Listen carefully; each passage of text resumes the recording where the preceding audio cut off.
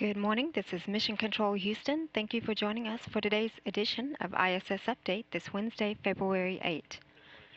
We're now looking at a live view inside the International Space Station Flight Control Room, where the team here has been monitoring the systems aboard the station and supporting the day's activities of the Expedition 30 crew members. Flight Director Ron Spencer is leading the Orbit 2 team seen here in the Station Flight Control Room today. They're in the blue shirt on the right-hand side with Lucia McCullough there next to him on the left serving as Capcom. She is responsible for relaying all ground messages up to the crew.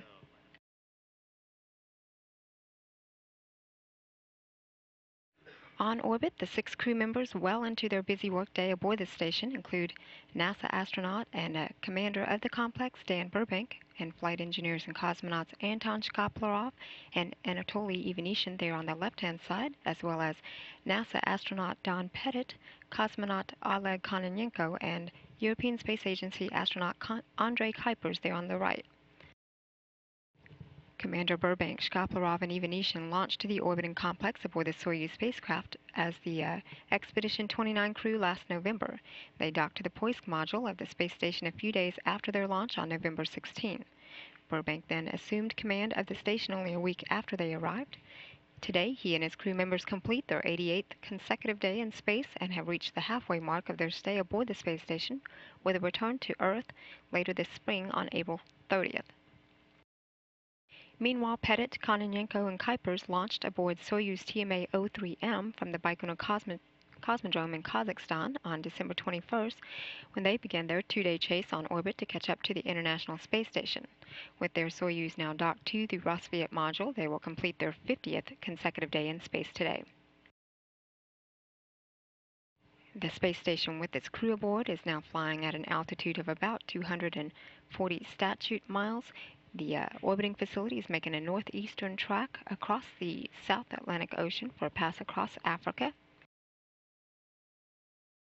Now in the middle of week 11 of its mission, the Expedition 30 crew continues to tend to a variety of science experiments that take advantage of the microgravity environment, perform regular maintenance to the orbital home, and also continue preparations for next week's spacewalk outside the complex. Today's station commander Dan Burbank is working with a science experiment known as Binary Colloidal Alloy Test, or BCAT-6, that looks at how gas and liquids separate and come together in microgravity. This study could lead to the development of better, less expensive household products, food, and medicine. Flight engineer Don Pettit will lend a hand in this experiment after putting away equipment used for an earlier session of the VO2 max study that measures a crew member's aerobic capacity during spaceflight. And Burbank and Pettit also conducted additional testing of the COTS UHF communication unit that will serve as a key rendezvous tool to help with the maiden capture and berthing of the SpaceX Dragon spacecraft once it is launched. Meanwhile, in the Russian side of the house, Anton Shkaplerov is busy replacing a few smoke detectors in the Rossviet module, while Anatoly Ivanishin tends to Earth observation photography for long-term geophysics research known as Uragan. Commander Burbank and Don Pettit took some time out just before today's update hour to answer YouTube questions from the public. The pair answered questions like how a helium-filled balloon floats in space and on Earth, observations of the planet's natural changes. Pettit also earlier talked with high school students at Inuksuit High School in Canada via ham radio.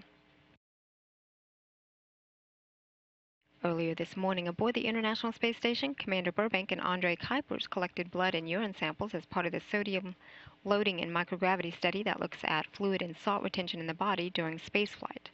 Kuipers also participated in the Lego brick study that demonstrates challenges in building things in the microgravity environment of space, while Pettit spent much of his morning setting up for and assessing his personal aerobic capacity for the VO2 max study.